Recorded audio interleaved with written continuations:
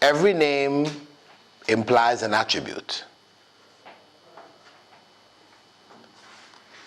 So we don't think of names without attributes. But not every attribute has a name. It implies a name, but in some cases Allah has not taken that name. For example, Allah refers to Himself as disliking, being angry with certain people. But He doesn't call Himself the angry one, Al-Ghadib. He never used this term. He deliberately didn't use it. So we don't have the right, though when He uses Maghdubi alayhim, this is the one on whom is Allah's displeasure, His dislike.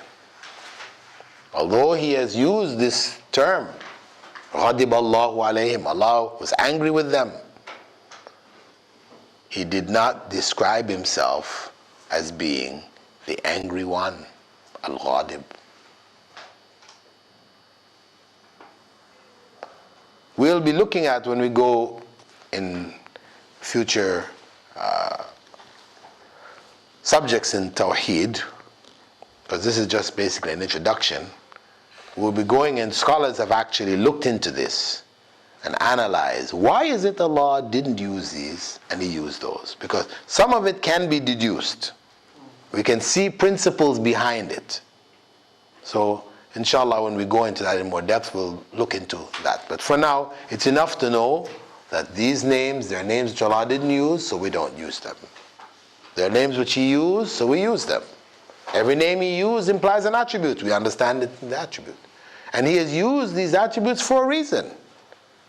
Because, as some scholars like Ibn al-Qayyim pointed out, every name and attribute implies an act of ibadah. There is an act of ibadah, an act of worship, which it implies.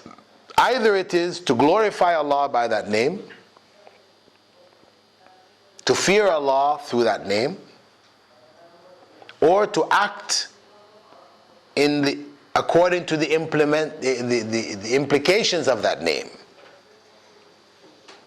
Allah describes Himself as being Ash-Shakur, the thankful. Thankful to whom? You're thankful to somebody when somebody does you a favor, does something for you, right? Who can do anything for Allah? Nobody. Now, in terms of Allah, obviously the thankfulness has other implications beyond what we normally would understand for thankfulness. But for ourselves, it does tell us we should be thankful. And the Prophet ﷺ reiterated that by saying, whoever doesn't thank people doesn't thank Allah.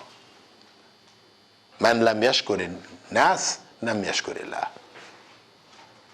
So the Prophet ﷺ has added that further clarification that thanking people is an obligation on us. Going back to that name. And Allah describing those who are ungrateful, unthankful as being disbelievers. He uses the term kafir, kufr, for those who don't express gratitude to Allah. It's not used for those who don't express gratitude to people, but in terms of gratitude to Allah, it is used. La ilaha illa